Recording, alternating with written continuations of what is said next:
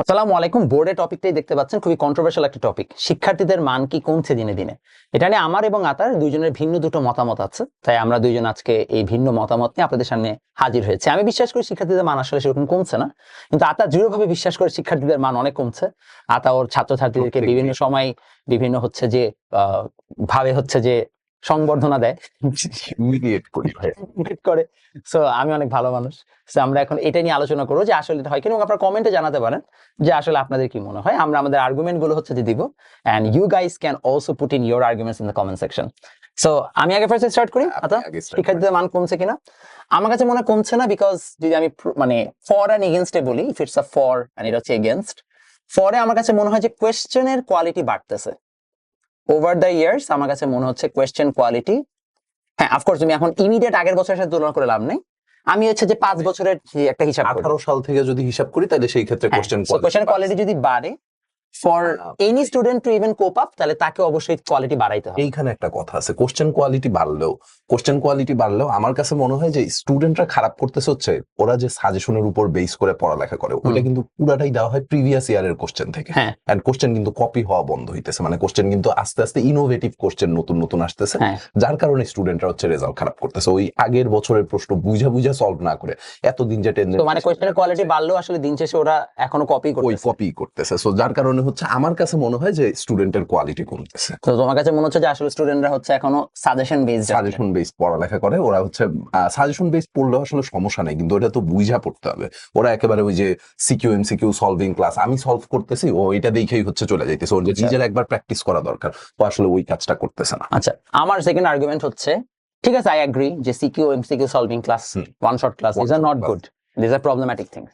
But আমার কাছে মনে হয় যে এই সিকিউ এমসিকিউ সলভিং বা ওয়ান শট ক্লাস যারা করে, এরা আসলে আগে হচ্ছে পড়ালেখাই করতো না, জাস্ট কম্পেয়ার টু দ্যাট এরা এখন পড়ে। আমার কথাটা হচ্ছে এই জায়গায় যে আসলে আগেও খারাপ স্টুডেন্ট ছিল, এখনো খারাপ স্টুডেন্ট আছে, জাস্ট এখন খারাপ স্টুডেন্টদের ফেসবুক আছে, দ্যাটস আমরা দেখতে পারি। মানে আই বি ভেরি অনেস্ট, খারাপ স্টুডেন্টদের এখন ফেসবুক আছে এবং তারা মানে বেশি মানে ফেসবুকে বেশি সময় বেশি দেয়, ফেসবুক ইনস্টাগ্রাম দুইটাতেই হচ্ছে। হ্যাঁ, এই জন্য হচ্ছে যে মানে ফর এক্সাম্পল আমি দেখছি অনেক ভালো স্টুডেন্ট, মানে যারা আমার কাছে অফলাইনে পড়ে, এদের মধ্যে যারা মেজরিটি ভালো স্টুডেন্ট, তারা জীবনও হচ্ছে আমি দেখি গ্রুপ চ্যাটে কোনো মেসেজ দেয়, তারা ফেসবুকে কোনো কমেন্টও করে না, কিছুই করে না, ওরা জাস্ট পরে ইনবক্সে কথা বলে শেষ হয়ে যায়। আমার অফলাইন অনলাইন দুইটারই হচ্ছে যত পোলাপান, আমি কারোর জীবনে কোনোদিন দেখি নাই যে কোনো গ্রুপে পোস্ট দিছে। ফেসবুক গ্রুপে পোস্ট তো অনেক দূরের কথা, এরা আমাদের যে মেসেঞ্জার গ্রুপ অথবা হচ্ছে ইনস্টাগ্রাম গ্রুপ অথবা হোয়াটসঅ্যাপ গ্রুপ, কোনোটাতে এদের কোনো মেসেজ নাই। ওরা জাস্ট হচ্ছে মেসেজ সিন করবে যে ভাই আজকে ক্লাস আছে নাকি নাই। ফর এক্সাম্পল আজকে হচ্ছে বৃষ্টি হইতেছে, বৃষ্টিতে ক্লাস অফ থাকতেও পারে, যদি ডিপেন্ড করে বৃষ্টির পরিমাণ যদি বেশি হয়, তো মিরপুর 10 একেবারে মাশাআল্লাহ বন্যা হয়ে যায়, তো আশপাশ দিয়ে আসার কোনো অবস্থা থাকে না। তো সেই ক্ষেত্রে ওরা জাস্ট এতটুকু চেক করে গ্রুপে যে ক্লাস হবে নাকি হবে না। ওর কিন্তু এটা নিয়ে কোনো ফার্দার মাথা ব্যথাই নাই যে ভাই মানে আজকে ক্লাস অফ দেন, আজকে ক্লাস অন রাখেন। ওর এটা নিয়ে কোনো কথাবার্তাই নেই, কোনো আর্গুমেন্টেই যাবে না। ও জাস্ট দেখবে যে ক্লাস অন আছে, ও এনার্জি প্রিজার্ভ করে, হ্যাঁ, কোনো জায়গায় এনার্জি নষ্ট, ওই টাইমটা উল্টা। যদি সেটাই হয় তাহলে দিন শেষে হচ্ছে যে খারাপ স্টুডেন্ট, তো তাহলে তো আমার আর্গুমেন্ট সঠিকই যে আসলে খারাপ স্টুডেন্ট এখন ফেসবুক আছে, এর জন্য আমরা ওদের চিনি। আগেও খারাপ স্টুডেন্ট ছিল, এখনো আছে, জাস্ট এখন ওদের ফেসবুক আছে। এটুকু হচ্ছে পার্থক্য। হ্যাঁ, তাহলে তো ঠিকই আছে না, কিন্তু এরপরেও ভাই ধরেন যে আগে আমরা একটা স্টুডেন্টের কাছ থেকে যেরকম এনথুজিয়াজম পাইতাম যে আমি একটা জিনিস পারতেছি না, ফর এক্সাম্পল আপনার হচ্ছে 18 ব্যাচ, আমার হচ্ছে 19 ব্যাচ, সো আমাদের সময় পোলাপানের আসলে যে এনথুজিয়াজমটা ছিল যে আমি কোনো একটা জিনিস পারতেছি না, এটা আমার শিখতে হবে, বা কম্পিটিটিভ যে মাইন্ডসেটটা ছিল, ওটা কিন্তু আস্তে ধীরে কমতেছে। আমি এখন দেখি যে স্টুডেন্টদের টার্গেটই থাকে যে ভাই আমার A+ পাইতে হবে। দিন শেষে A+ পাওয়া কিন্তু আসলে কোনো টার্গেট হওয়া উচিত না। এটা আমি জানি না যে আপনি আসলে এগ্রি করবেন কিনা, আপনার আরো বেশি এগ্রি করবেন যে A+ পাওয়া আসলে কোনো টার্গেটের মধ্যেই পড়ে না। আমার টার্গেট থাকা উচিত। আচ্ছা, আমি ওর আর্গুমেন্ট একটু বুঝাই বলি। এসএসসি তে যদি A+ পায় 1 লাখ, জাস্ট আন্ডারস্ট্যান্ড যে হচ্ছে যে এইচএসসি তে যায় সেই নাম্বারটা অলমোস্ট 3 ভাগের 1 ভাগ হয়ে যায়। যদি ধরেও নেই যে এইচএসসি তে A+ পায় 40,000, বাংলাদেশে ভালো মানের পাবলিক ইউনিভার্সিটিতে সিটি আছে মনে হয় 20,000।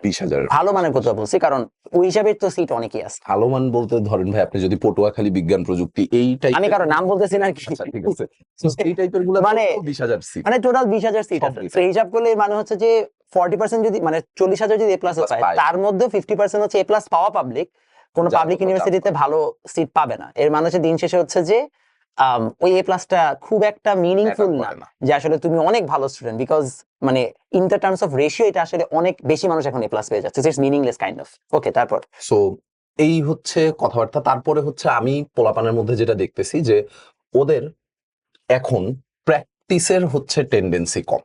প্র্যাকটিস স্পুন ফিডিং এর একটু বেশি টেন্ডেন্সি একটু বেশি হচ্ছে টেন্ডেন্সি। ধরেন আমি কোনো একটা প্রবলেম ম্যাথের ক্ষেত্রে আমি এই জিনিসটা খুব বেশি রিলেট করতে পারি, আপনিও হয়তো ভাই রিলেট করতে পারেন, কারণ ফিজিক্সে ম্যাথে হয় কি যে আমাদের প্রত্যেকটা চ্যাপ্টারে আলাদা আলাদা টপিক থাকে বা টাইপ থাকে। তো একটা টাইপের আন্ডারে ধরো যে কথার কথা অঙ্ক আছে 10টা, তো এই 10টা ম্যাথের মধ্যে 10টাই কিন্তু আমরা ক্লাসে করাই দিই না, সেটা অনলাইন হোক অফলাইন হোক। আমি চাই যে তোমার একটা অঙ্ক যদি আমি বুঝাই করাই দেই, সেইটার রিলেটেড যে ম্যাথগুলো আছে সেগুলো তুমি অ্যাটলিস্ট একবার করে অ্যাপ্রোচ নাও বা চিন্তা করার হচ্ছে অ্যাবিলিটিটা বাড়াও। অফলাইনের ক্ষেত্রে আমি প্রত্যেক দিন ক্লাসের মধ্যে, অনলাইনের ক্ষেত্রে আমি সেম কাজই করি, প্রত্যেক দিন ক্লাসের মধ্যে অ্যাটলিস্ট 2 থেকে 3টা হচ্ছে স্পেশাল প্রবলেম রাখার ট্রাই করি। তো অনলাইনে তো আসলে আমার পক্ষে দেখা পসিবল না, আমি ভাই একেবারে টাইমার সেট করে দিই যে 3 মিনিট টাইম, কারণ অ্যাডমিশন টেস্টগুলোতে 3 মিনিট করে টাইম পাওয়া যায় একটা ম্যাথের পিছনে। তো আমি টাইমার সেট করে দিই যে 3 মিনিট টাইমের মধ্যে আসলে পোলাপান কি করতেছে। অফলাইন ক্লাসে আমি একটু ঘুরে ঘুরে দেখি। তো আমাদের যেহেতু হচ্ছে স্মার্ট বোর্ডেই ক্লাস হয় অফলাইনেও, সো সেই ক্ষেত্রে আমি মেজরিটি কেসেই দেখি ওই 3 মিনিট ধরে পোলাপান আসলে কোশ্চেনই পড়তেছে। ওরে কিন্তু সেম একটা অঙ্ক আমি করাই দিছি, সেম অঙ্ক করাই দেওয়ার পরে ও হচ্ছে এটা নিয়ে যে আরেকটু ভাববে, আচ্ছা ঠিক আছে এখানে ডেটাটা কি ঘুরাই দিছে, এই ডেটাটা ঘুরানো ডেটাটা আমি ক্যালকুলেশন করব কিভাবে, ওর এটা নিয়ে কোনো মাথা ব্যথা নেই, ও কোশ্চেন পড়ে পড়ে আচ্ছা ঠিক আছে ভাই তো সলভ করেই দিবে। সো এই জিনিসটা তো হচ্ছে এটা তো এরকম গেল। আজকে আমি সকালবেলা নটরডেম হলি ক্রসের মানে College অ্যাডমিশন admission কলেজ অ্যাডমিশনের ক্লাস নিতে গেছে, কিন্তু অফলাইনে প্রায় 50 জন ক্লাস করতেছে আমার কাছে, মানে ম্যাক্সিমাম যে ক্যাপাসিটি সবাই ক্লাস করতেছে। তো ক্লাস নিতেছি আমি, এখন স্বাভাবিক এখানে তো আমি কিছু কঠিন অঙ্ক দিবই দিবই, টু আচ্ছা। টেস্ট দেয়ার হচ্ছে যে অ্যাবিলিটিস।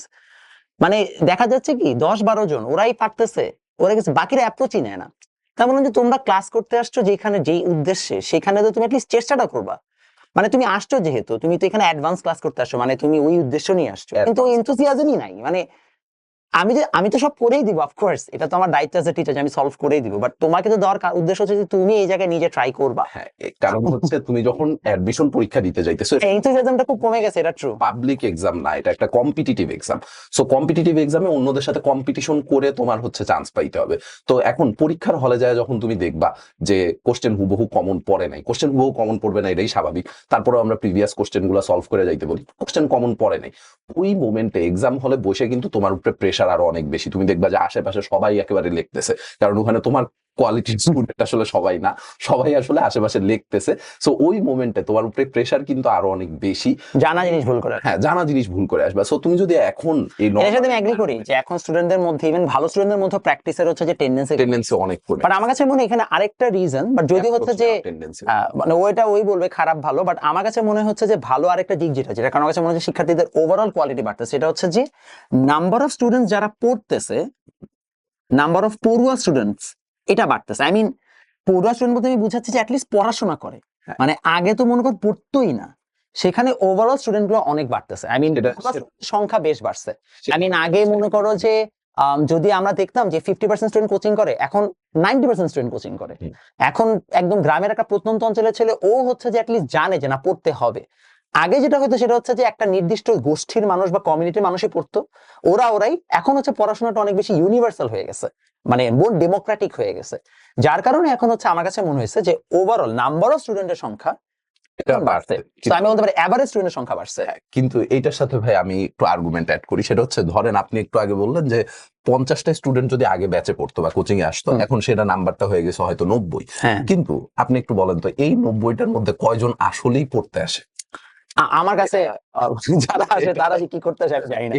সো মেজরিটি ক্ষেত্রে আসলে যেটা হয় যে একটা জায়গায় ধরো যে আমরা যেখানে পড়াইতেছি, পোলাপানের মধ্যে আসলে একটা মানে হাইপ ক্রিয়েট হয়ে যায় যে এই জায়গায় হচ্ছে পোলাপান বেশি বা রুম একেবারে ভর্তি, ওর ওখানে গাদাগাদি করে যায়, আগে যায় সিট ধরা লাগতেছে।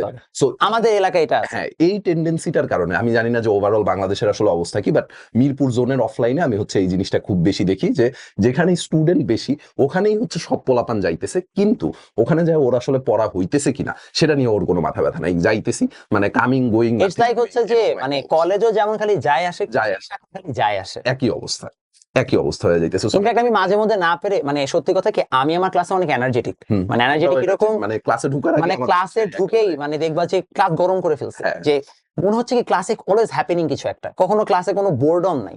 এটা একমাত্র কারণ হচ্ছে আমি ভয়ে থাকি যে আমার স্টুডেন্ট ঘুমিয়ে যাবে। সত্যি কথা, আল বি ভেরি অনেস্ট, মানে আমি আমার আইসির কাছে যদি কেউ করো দেখবা যে অনেক হাই এনার্জি, কোন সময় চলে গেছে তুমি বুঝবাই না, বোঝাও যায় না। মাত্র শুরু হলো হঠাৎ করে শেষ হয়ে গেল। এই ফিলিংটা যতক্ষণ আমি না দিতে পারতেছি, ওরা লিটারেলি হচ্ছে যে ক্লাসে মনোযোগ রাখতে পারে না। এর মানে হচ্ছে আমাকে প্রতি মুহূর্তে ডোপামিন সার্ভ করতে, কারণ হচ্ছে জেনারেশনের একটা প্রবলেম হয়ে গেছে, এই যে রিলস শর্টস স্ক্রল করতে করতে অ্যাটেনশন স্প্যান কম। অ্যাটেনশন স্প্যান কমে গেছে, যার কারণে এই যে 1.5 ঘন্টার একটা ক্লাস, এই 1.5 ঘন্টার ক্লাসে ও হয়তো প্রথম 10 মিনিট মনোযোগ থাকতেছে, ওই মাঝখান দিয়ে হঠাৎ করে হচ্ছে মাঝখান দিয়ে আসলো যে আমার হচ্ছে আজকে আস্তে আস্তে আমি কোনো একটা কিছু দেখছি, ঠিক আছে, যে এটা আমার হয়তো কেনা লাগবে অথবা এই জিনিসটা আমার হয়তো পছন্দ হয়েছে, ওই একবার যে মনোযোগ সরছে, একটা সিকোয়েন্স ব্রেক করে গেছে, ওর কিন্তু আর পরবর্তী সিকোয়েন্স আইসা আর মনে নাই যে ভাই আসলে কি পড়াইতেছিল।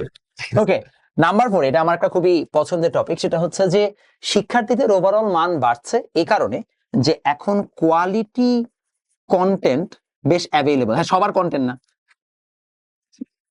সবারটা না ভাই, প্লিজ মাপ চাই ভাই, সবারটা না, কিন্তু ওভারঅল এটা মেজরিটি। আগে হচ্ছে আমি যদি আমাদের সময়ের কথা বলি, আমাদের সময় কিন্তু আসলে অনলাইনে তেমন কোনো কিছু অ্যাভেলেবল ছিল না। ওদেরকে জাস্ট একটু বোঝানো দরকার যে আগে একটা টিচারের ক্লাস কতটা গুরুত্বপূর্ণ ছিল, ছিল কারণ হচ্ছে ওই ভাইয়া ওই ক্লাসটা না দিলে আমি কালকে ফেল, True. ভাইয়াকে ছাড়া আমার কোনো উপায় নাই। এখন তো ভাইয়া মোবাইলের সামনে আছে, টাকাও দেওয়া লাগে না ভাইয়াকে, ভাইয়া আগে থেকে এসে বলে প্লিজ আমার ক্লাসটা করো, ভাইয়া উল্টারও বলে যে তুমি আমার ক্লাস করে নোট শেয়ার করলে টাকা দিব। হ্যাঁ, আমি করি কিছু আগে মার্কেটিং আমরা যখন ভাই পরীক্ষা দিতাম, আপনি হচ্ছে এই জিনিসটা রিলেট করতে পারবেন, বিশেষ করে কোভিড এর আগের যে সব হ্যাঁ। আছে, অন্যরকম পাঠশালা ছাড়া আর কারো কোনো ফ্রি কন্টেন্ট নাই। আচ্ছা 10 এর ছিল, হ্যাঁ, 10 মানে MS 10 এর কন্টেন্ট এইচএসসি স্ট্যান্ডার্ড ছিল, হ্যাঁ। অ্যাডমিশন স্ট্যান্ডার্ড শুধু অন্যরকম পাচ্ছিল, অন্যরকম পাঠশালাই ছিল, প্লাস এইচএসসি অ্যাডমিশন দুইটা মিলাই হচ্ছে যদি কম্পেয়ার করি, আমার কাছে মনে হয় যে অন্যরকম পাঠশালা হ্যাঁ। বেটার। এটা যদিও স্টুডেন্ট পার্সপেক্টিভে ভ্যারি করে, তো তারপরেও হচ্ছে একটা কন্টেন্ট ছাড়া আর কারো কোনো কন্টেন্ট অ্যাভেলেবল না। এবং সেরকম যে অন্যরকম পাঠশালা এত ডিটেইলে পড়াইতো, ওরা না। থিওরি খুব সুন্দর পড়ায়, থিওরি পড়াইতো, একগাদা ম্যাথ করাইতো না। ম্যাথ হচ্ছে এই যে আমরা ম্যাথ শিখছি হচ্ছে সত্যি নিজে নিজে কথা করে বলতে যে নিজে নিজে করে করে। আশিকুজ্জামান রাসেল ভাই ম্যাথের গোট, মানে উনার কাছ থেকে হচ্ছে থিওরি জিনিসপত্র তুমি নিতে পারো, বাট ম্যাথ গুলা কিন্তু আসলে তোমার নিজেরই করা লাগবে।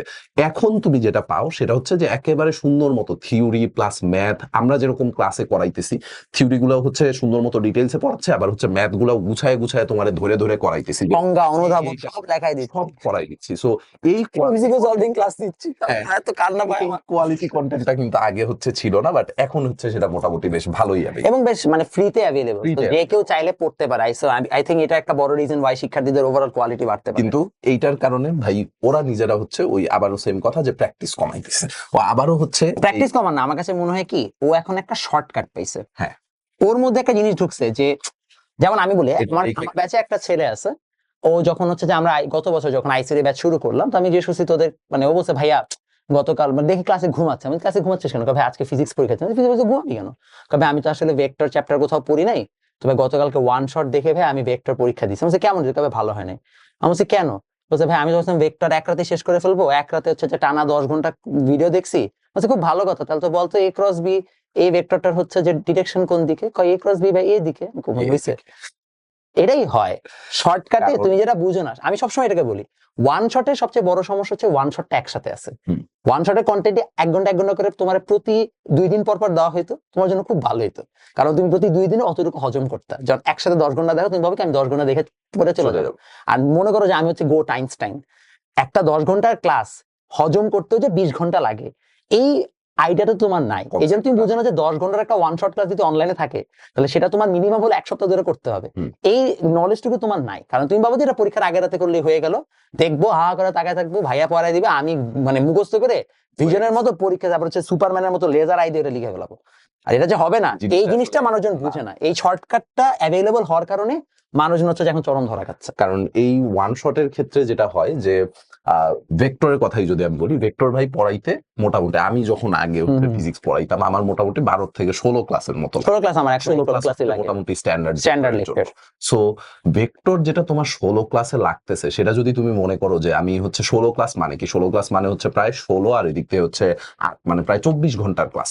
তো 24 ঘন্টার কন্টেন্ট আমি তোমার 10 ঘন্টায় আইনা নামাই দিতেছি, তার মানে তোমার কিন্তু আসলে ওভারঅল যে কন্টেন্ট পাওয়ার কথা ছিল, যতগুলা ম্যাথ আসলে করার কথা ছিল ওই 24 ঘন্টাতে, সেটা কিন্তু আসলে তুমি 10 ঘন্টা পারতেছো না। ঠিক আছে, পারতেছো না, ওর আসলে হজম করে ওই জিনিসটা রাখার মতো মানে ক্যাপাবিলিটি আসলে তৈরি। এখানে একটা খুব বাজে ধরনের নতুন হচ্ছে যে মানে কালচার শুরু হয়েছে, আমি জানি না এটা কে স্টার্ট করছে অনলাইনে, যে হ্যাঁ ভেক্টর চ্যাপ্টার 2 মাস ধরে পড়ানোর কি আছে, এগুলো সব স্ক্যাম। এগুলো স্ক্যাম না, এটা আসলেই হচ্ছে এটা আসলেই লাগে ফান্ডামেন্টাল ফান্ডামেন্টাল একটা চ্যাপ্টার। ভেক্টর চ্যাপ্টার, ত্রিকোণমিতির চ্যাপ্টার, এগুলো সময় নিয়ে পড়াইতে হয়। এটা কারণ হচ্ছে যে তুমি যখন এসএসসি মাত্র দিয়ে বের হইছো, তুমি এখনো তত শার্প না।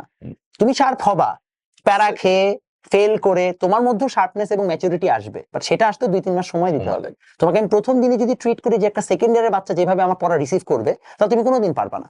আইসিডি কেন আমরা চ্যাপ্টার 5 দিয়ে শুরু করি না? কারণ চ্যাপ্টার 5 প্রোগ্রামিং প্রথম দিন পড়লে তুমি পরের দিন বলো থাক আর লাগবে না, আমি হচ্ছে যে এইচএসসি দিব না। ও নাম্বার সিস্টেম দিয়ে নাম্বার সিস্টেম দিয়ে শুরু করার পিছনে কারণ হচ্ছে নাম্বার সিস্টেম সোজা, সবাই রিলেট করতে পারে, আগে কনফিডেন্স বাড়াইতে হয়। আবার চ্যাপ্টার 1-2 কিছুর পিছনে একটা রিজন আছে। সবাই যে স্ক্যাম করতেই তোমাকে হচ্ছে যে ধরে বেঁধে এগুলা করে, এটা একটা রং আইডিয়া। এটা সব সময় হচ্ছে কি, মানে একটা এমন একটা এনভায়রনমেন্ট তৈরি করা হচ্ছে যে জগতে সবাই স্ক্যাম।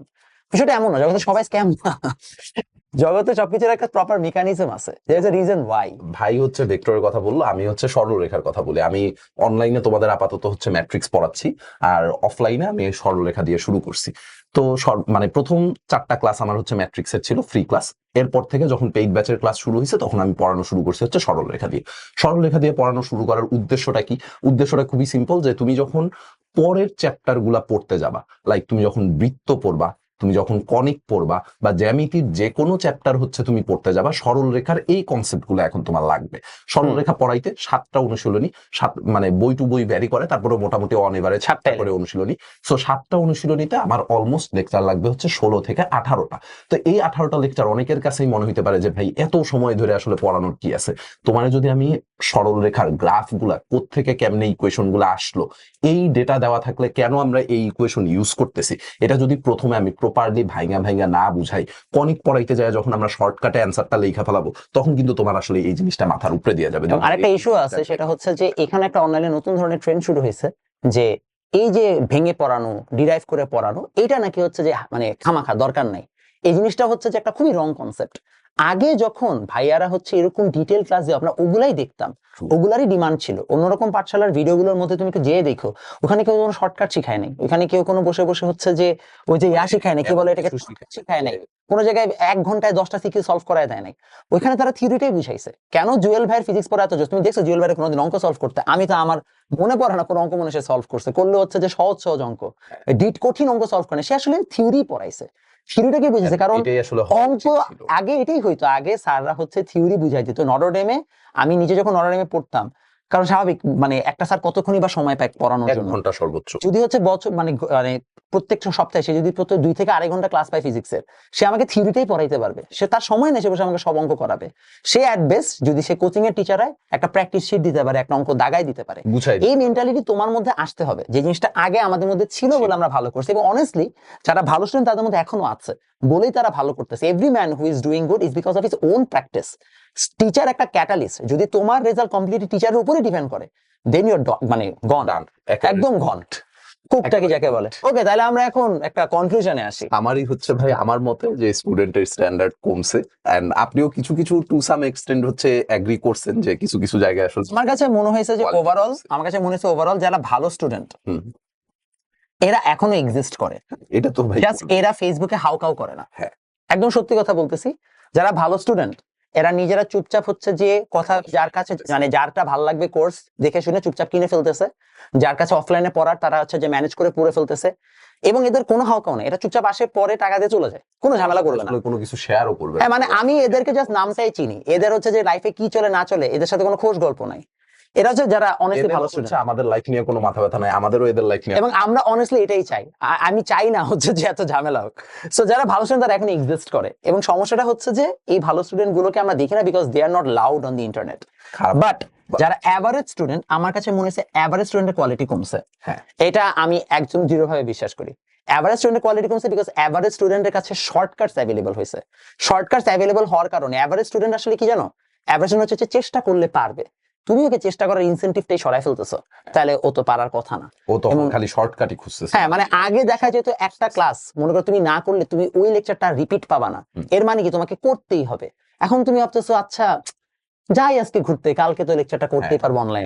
আমরা এই জিনিসটাই হচ্ছে যে আগে ছিল না বলে হচ্ছে যে অ্যাভারেজ স্টুডেন্টরাও রেগুলার ক্লাস করতো, রেগুলার পড়তে একটা ভয় ছিল, টেনশন ছিল। এখন এই জায়গাটাতে একটা শর্টকাট অ্যাভেলেবল হয়েছে।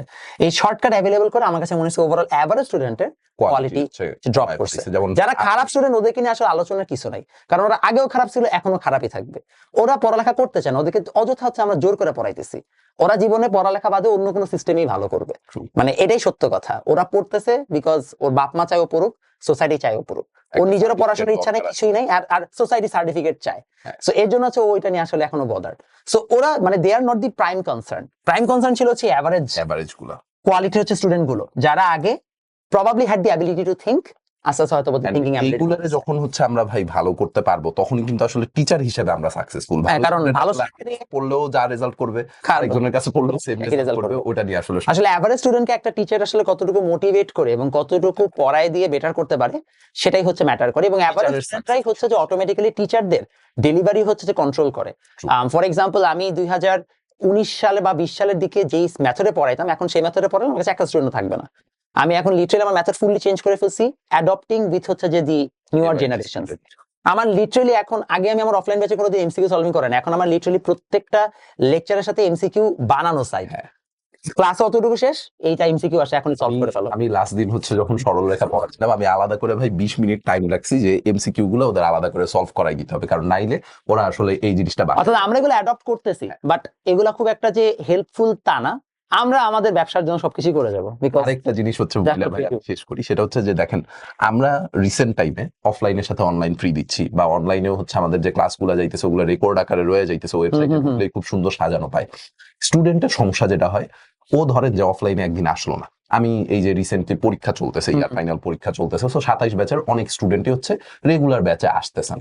ওর ক্ষেত্রে যেটা প্রবলেম, যে ও ব্যাচে আসে না, এটা আসলে সমস্যা না, আমার অফলাইন ক্লাসের রেকর্ডিংও আমি ওরে দিয়ে দিচ্ছি, যেদিন ক্লাস শেষ হইতেছে ওদিনই রাত্রেবেলা আপলোড দিয়ে আমি হচ্ছে অফলাইন ক্লাসের রেকর্ডিং দিয়ে দিচ্ছি। তো প্রবলেম যেটা হয়, ও ওই পড়াটা জমাইতে ওই নেক্সট যখন পরীক্ষা আসবে আবার সে হচ্ছে এইটারে দেখতে বসবে, তার আগ পর্যন্ত ডিস্ট্রাকশন আসলে দেখতেছেই না। হ্যাঁ, ওর আগ পর্যন্ত আসলে এটা দেখতেছেই না। সো এইটুকু আসলে এনশিওর করা দরকার যে আমার যেই দিনের লেকচারটা আজকে দেখার দরকার ছিল ওই দিনেরটা আমি ওই দিনই কমপ্লিট করছি, এটা যেন পরের দিনের জন্য হচ্ছে জমা না থাকে। আমি জানি না ভাই, আই গেভ আপ। আমি আর এইসব মোটিভেশনেও নাই আমার। I gave up long ago. আমি বুঝছি যে সারাদিন বলবো, বলার পরে 1 ঘন্টাই ওদের মাথায় থাকবে, পরের দিন জেলাও সেই কদু। আমি এখন এটা নিয়ে কেয়ারও করি না। আমি আমার সাইড থেকে রেগুলার পড়ানো, আমার যা ফিচার, আমার যে এক্সাম, যা করার আমি প্রপারলি দিয়ে যাই, ওদের লাইফ যার যা করার করুক। মানে আই অনেস্টলি গেভ আপ। আমি পিরিয়ডিক মোশনের মতো। পিরিয়ডিক মোশনে কি হয়, একটা জিনিসই নির্দিষ্ট টাইম পিরিয়ড পর করে। ও রাত্রেবেলা 1টা বাজে হচ্ছে লাইফ নিয়ে কিছুটা সিরিয়াস হয়, যে কালকের থেকে হচ্ছে সিরিয়াসলি পড়তে বসবে, তারপরে আবার উঠে আবার যেইলাও সেই আবার রাত 1টা বাজে সিরিয়াস।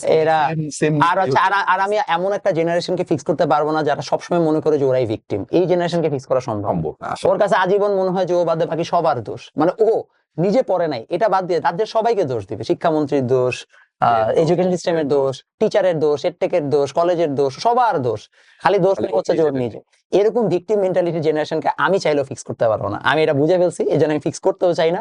আমি বাবা আমার কাজ করে যাচ্ছি ঠিক মতো, তারপরে তুমি নিবা নাকি এটা নিয়ে হচ্ছে যে বাড়ি যাবা, আমার ব্যাপার, কোনো সমস্যা নেই। আল্লাহ হাফেজ।